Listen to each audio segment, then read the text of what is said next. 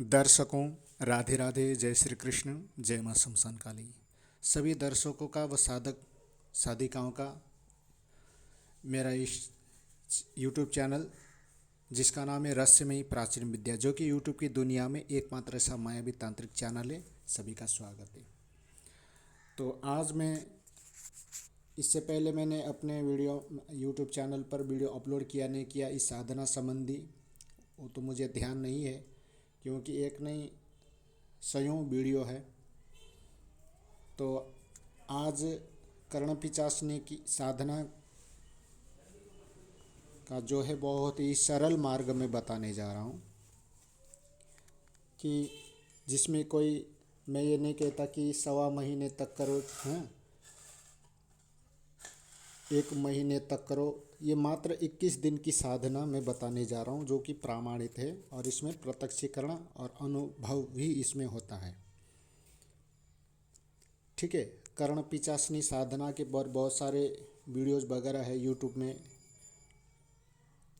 तो आज जो जैसा मैं बता रहा हूँ कि इस हिसाब से कोई नहीं बताएगा। ऐसे तो बहुत सारे विधि है, बहुत कठिन सा कठिन जो विधान भी है। कुछ से साधना तो ऐसी है कि एक कमरे में बंद होना होता है, तो उसमें राशन पानी सब कुछ रखना होता है।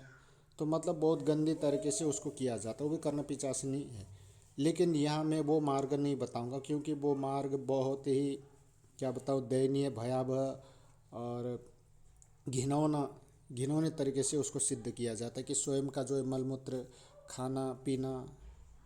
तो मैं यहाँ पर उस तरह की जो है अघोर पंथ की जो वो वाम मार्गी साधना में नहीं बताऊँगा। ये तुम अपने घर पर भी कर सकते हो, किसी पुराने बड़ हो या पीपल उस वृक्ष के नीचे भी कर सकते हो, शमशान भूमि में भी कर सकते हो, जहाँ तुमको उचित लगे, सुलभ हो। अगर शमशान भूमि में कर सकते हो तो शमशान भूमि में भी कर सकते हो। तो सवाल ये खड़ा होता है कि सर, अगर हम शमशान में नहीं कर सकते और हम चाहते हैं कि शमशान में ही साधना करने का फल मिले, तो क्या करें? तो इसके लिए मैं बता देना चाहूँगा कि जहाँ तंत्र शास्त्र ने कहा कि शमशान भूमि में साधना करने का, वहाँ अगर शमशान भूमि में संभव ना हो किसी कारणवश, लौकिक व्यवहारवश, तो शमशान भूमि से शमशान की जो मिट्टी, जो राख है, ला करके अपने आसन के नीचे चौकर उसमें बिछा करके, उसके ऊपर आसन बिछा कर बैठ करके भी साधना कर सकते हो, वही फल मिलेगा। ठीक है ना। पर इसके लिए एकांत कमरा हो, क्योंकि तुम शमशान से राख लेकर के आ रहे हो तो सोच समझ करके, क्योंकि वहाँ से अनुमति लेना होता है।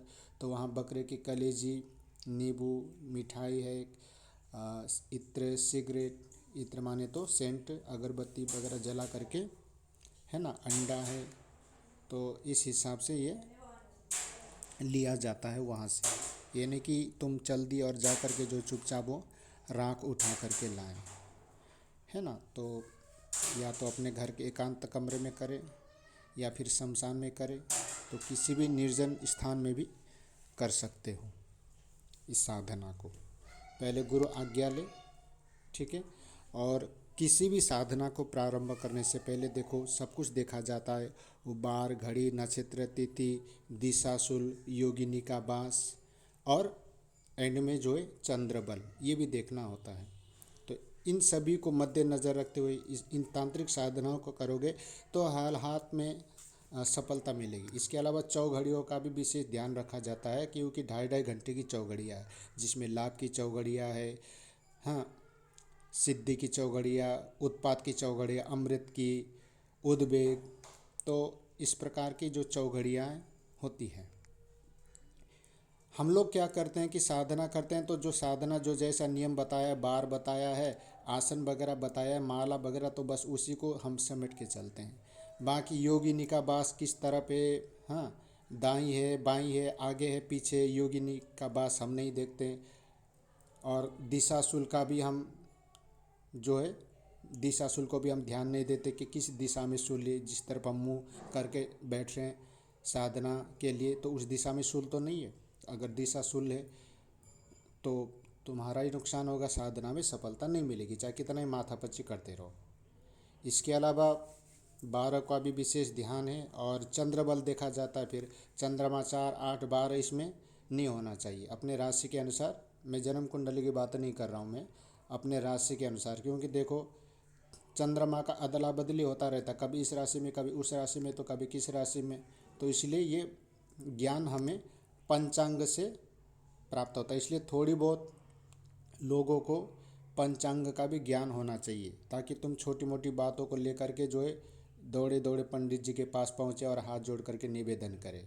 तो थोड़ी बहुत खुद भी सीख लिया करो, आत्मनिर्भर बनो, आत्मा कमज़ोर नहीं। कुछ तुम भी खुद भी सीख लिया करो, या हमेशा दूसरों के पीछे भिखारी की तरह हाथ फैलाते रहोगे, हाथ जोड़ते रहोगे। स्वावलंबी बनो, अपने पैर पे खड़े हो जाओ, तुम भी खुद खुद कुछ सीखो, और इतना सीखो कि तुम सामने वाले को भी सिखा सको। ठीक है, वो तुम्हारा ही काम आएगा। तो इन आसनों का भी जो है, इसमें आसन का भी वो दिया जाता है, लेकिन सबसे मेन पॉइंट देखो चंद्रबल जो मैंने बताया वो भी देखना होता है। ठीक है, तो ये साधना शनिवार से कर सकते हो, पूर्णमासी से भी शुरू कर सकते हो, अमावस्या से भी शुरू कर सकते हो ये साधना। अब कैसे करना है वो मैं बता देता हूँ। माला देखो प्राण प्रतिष्ठित होना चाहिए, जागृत हो, उस माला को स्वयं धारण नहीं करना है, गौमुखी भी रख लेना। ठीक है, तो आसन इसमें देखो पवित्र साफ शुद्ध जो है, पीला कपड़ा भी पहन सकते हो, वाइट कलर का वो भी पहन सकते हो, पर ये सिला हुआ ना हो। देखो नीचे लपेटने के लिए अलग और ऊपर कंधे पे डालने के लिए गमछा टाइप का वो अलग। तो जिस प्रकार देखो एक रंग का ही होना चाहिए। अगर सफ़ेद कपड़ा पहन करके आसन कर रहे हो, मतलब साधना कर रहे हो सफ़ेद वस्त्र धारण करके, तो आसन वगैरह भी सफ़ेद ही होगा और चौकी में वस्त्र भी सफ़ेद ही होगा। इस बात का ध्यान रखें। और जिस प्रकार से जैसा बताया उसी दिशा की तरफ मुँह करके ये करना होता है। और साधना के समय कम बोले, इस साधना में साधना के बारे में किसी को ना बता। और साधना जो है, साधना में जो टाइम टेबल हमने फिक्स किया तो उसी टाइम टेबल पर बैठना है।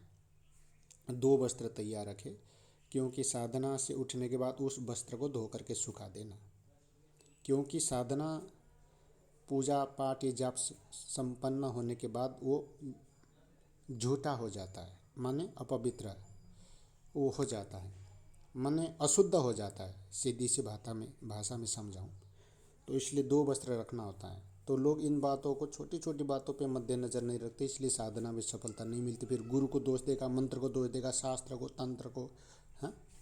तो स्वयं की बुद्धि तो है नहीं, गलती खुद कर रहा है और दोष किसी और को दे रहा है। तो इस बात का विशेष ध्यान रखें कि, और हाँ, आचमन जब जाप पूरा होता है तो एक बात ना भूलें कि जैसे जाप पूरा हुआ, भगवान को वो समर्पित किया, तुम्हारा जो भी इष्ट है उनको समर्पित कर दिया, माथे से लगाया और 3 बार आचमन किया, चौथी बार हाथ को शुद्ध किया।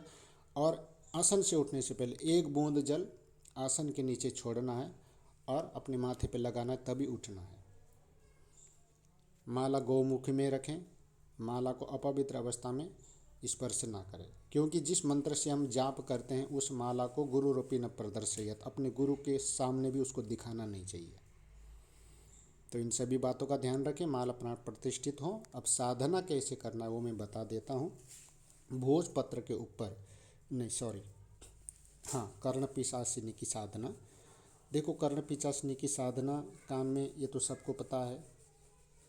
कुछ तो लोगों ने लोगों को डरा के रख दिया है।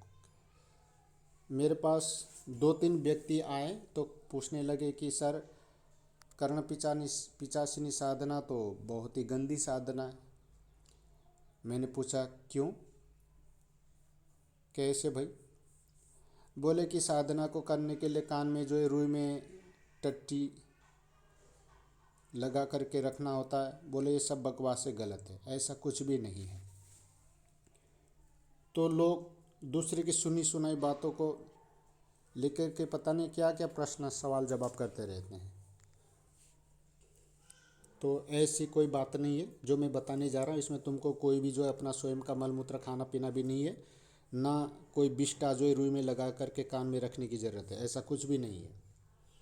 लोग उल्टा उल्टा सीख देते हैं आजकल, ताकि ये करे नहीं। कहने का मतलब है कि कोई तुमको आगे बढ़ते हुए, कोई अच्छा काम करते हुए देखना नहीं चाहते। कोई भी अपने दुख से दुखी नहीं है, सामने वाले के सुख से दुखी है कि साला मेरे से ज़्यादा कैसे कमा रहा, कैसे खा रहा, कैसे खा पी रहा है। इसलिए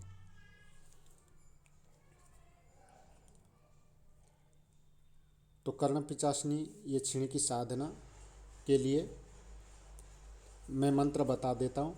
ओम ह्रीम चह चह कंबलके गत्या पिंडम पिशाचिके स्वाहा। ये जो साधना मैं दे रहा हूँ यूट्यूब में नहीं मिलेगा, ना ही ब्लॉग में मिलेगा। ढूंढने जाओगे तो ढूंढते रह जाओगे, खुद खो जाओगे, पर ये नहीं मिलेगा जो मैं दे रहा हूँ। और ये प्रामाणिक साधना है, 21 दिन की साधना है। मंत्र मैंने बता दिया, एक बार और सुन लो। ओम ह्रीम चह चह कंबलके गत्या पिंडम पिशाचिके स्वाहा। मंत्र को शुद्ध बोलना है, पहले याद कर लेना, कंठस्थ कर लेना। प्रतिदिन सूर्योदय तथा सूर्यास्त के समय ये जो मैंने मंत्र दिया है, ठीक है, सूर्योदय होते समय माने प्रातःकाल के संध्या में, और शाम को सूर्यास्त के समय यानी कि सायंकाल की संध्या, यानी कि दोनों संध्या में क्या करना है, इस मंत्र का 1008 की संख्या में जाप करना है। कितने दिनों तक? 21 दिन तक जाप करना है बस। और संध्या के समय माने इवनिंग के समय हमें क्या करना है कि अपने जो तुम रोटी सब्जी चावल जो भी खाते हो, अपने आहार में से एक पिंड छत के ऊपर फेंक दिया करे।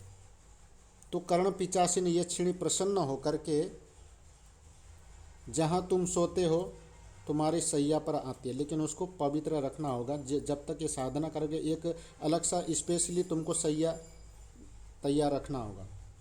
नया एक चारपाई ले आओ, और कंबल चादर जो सब कुछ नया होगा, उसमें कोई सोया ना हो, कोई बैठा ना हो। 21 दिन तक पहले ला के रख लेना है सैया वगैरह। और साधक को जब ये सिद्ध हो जाती है तो प्रतिदिन 25 स्वर्ण मुद्राएं देकर उसके प्रश्न का उत्तर कान में बताती रहती है। प्रतिदिन जो है सोने की मुद्राएं देती है। और इतना ही नहीं कि उसके कान में उसके जो भी उसका सवाल होगा वो कान में उत्तर बताती रहती है। भोग अब तुम अपने हिसाब से देना कि तामसिक पद्धति से सिद्ध करोगे तो भैया मांस मदिरा का भोग देना होगा।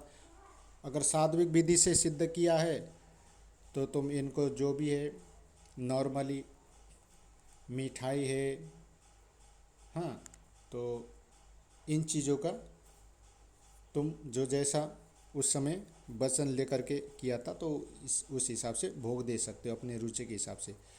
सात्विक किया कहने का मतलब है कि सात्विक विधि से किया तो सात्विक विधि से भोग दो, और तामसिक विधि से किया तो तामसिक विधि से भोग दो। प्रतिदिन उनका भोग दो, और प्रतिदिन सिद्ध होने के बाद भी इस जो मंत्र का सुबह शाम एक एक माला जाप किया करें, सुबह शाम 108 बार। और जो तुम्हारे बस की है वो भोग देते रहो, और ये क्षीणी की जो है पूजा करते रहो। तो इस हिसाब से ये साधना करना है। साधना के बारे में किसी को बताया नहीं। 21 दिन तक जो है ब्रह्मचर्य से रहे। और प्रश्न ये आया होगा कि सर ने तो बताया नहीं कि कौन सी दिशा में, देखो पूर्व या उत्तर दिशा की तरफ मुंह करके इसको कर सकते हो साधना को। प्रामाणिक साधना है, किसी को बताया नहीं। ब्रह्मचर्य से रहे और धरती में शयन करे, भूमि शयन करे। बाहर का खाना नहीं खाना है। हाँ, घर का खाना खा सकते हो, लेकिन लहसुन प्याज मांस मछली ये चलेगा नहीं। लहसुन प्याज भी नहीं चलेगा। हो सके तो खुद बना के खाओ। तो आज के लिए बस इतना ही। राधे राधे, जय श्री कृष्ण, जय माँ शमशान काली।